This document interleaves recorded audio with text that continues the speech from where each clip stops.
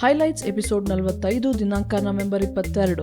ಜೋಡಿಗಳ ಜೋಡಿ ಡ್ಯಾನ್ಸ್ ಶುರುವಾಗಿದೆ ಬೆಳಿಗ್ಗೆ. ಎಲ್ಲರೂ ತಮ್ಮ ತಮ್ಮ ಜೋಡಿಗಳಿಗೆ ತಮಾಷೆಯಾಗಿ ಹೆಸರಿಡ್ತಾ ಇದ್ದಾರೆ. ಅಷ್ಟರಲ್ಲೇ ಸಂಜನಾ ಕಣ್ಣಿಂದ ನೀರು ಹರಿಯಕ್ ಶುರುವಾಯ್ತು. ಚಟುವಟಿಕೆಗಳು ಶುರುವಾದವು. ಮೊದಲನೇ ಚಟುವಟಿಕೆ ಹೊಂದಾಣಿಕೆಯಲ್ಲಿ ಜೋಡಿಗಳನ್ನ ಅಕ್ಕಪಕ್ಕ ಕೂರಿಸಿ ಅವರ ಬಗ್ಗೆನೇ ಪ್ರಶ್ನೆಗಳನ್ನ ಕೇಳಲಾಗುತ್ತೆ ಅಂತ ತಿಳಿಸಲಾಯ್ತು. ಗೊತ್ತಾಗಿದ ತಕ್ಷಣ ಎಲ್ಲರೂ ತಮ್ಮ ಜೋಡಿಗಳ ಬಗ್ಗೆ ಎಲ್ಲಾ ವಿಷಯಗಳನ್ನು ಕೇಳಿ ತಿಳ್ಕೊಂಡ್ರು. ಟಾಸ್ಕ್ ಶುರುವಾಯ್ತು.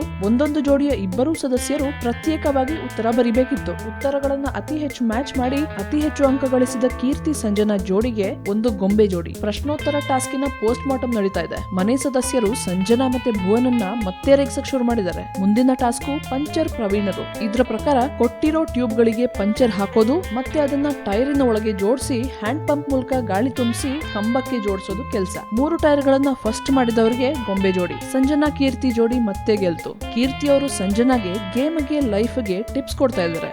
ಎಲ್ಲರೂ ರೇಖಾ ಟೈರ್ ಗಂಟಿಸುವ ಸ್ಟಿಕ್ಕರ್ ಗಳನ್ನ ಕದ್ರು ಅಂತ ತಮಾಷೆ ಮಾಡ್ತಾ ಇದ್ರೆ ಸ್ಟಿಕ್ಕರ್ ಗಳನ್ನ ಎತ್ತಿದ್ದು ಓಂ ಪ್ರಕಾಶ್ ಅಂದಾಗ ಬಿದ್ದು ನಕ್ರು ರೇಖಾ. ಓಂ ಪ್ರಕಾಶ್ ಅವರು ಬೇರೆ ಜೋಡಿಗಳ ಸ್ಟಿಕ್ಕರ್ ಗಳನ್ನ ಕದ್ದಿದ್ದಕ್ಕೆ ಎಲ್ಲರಿಗೂ ಅಸಮಾಧಾನ. ಪ್ರಥಮ್ ಜೊತೆ ಅಡ್ಜಸ್ಟ್ ಮಾಡೋದು ತುಂಬಾ ಕಷ್ಟ ಆಗ್ತಾ ಇದೆ ಅಂತ ಶಾಲಿನಿ ಅಳು. ಓಂ ಪ್ರಕಾಶ್ ಅವರು ಕೀರ್ತಿನೇ ಶೋ ವಿನ್ ಆಗ್ತಾರೆ ಅಂತ ಡಿಸೈಡ್ ಮಾಡ್ಕೊಂಡ್ ಬಿಟ್ಟಿದ್ದಾರೆ. ಅದಕ್ಕೆ ಅವರು ತಮ್ಮ ಜೋಡಿ ರೇಖಾನ ಮಾತ್ರ ಅಲ್ಲ ಎಲ್ಲರನ್ನೂ ಡಿಮೋಟಿವೇಟ್ ಮಾಡ್ತಾ ಇದ್ದಾರೆ ಅಂತ ಚರ್ಚೆ.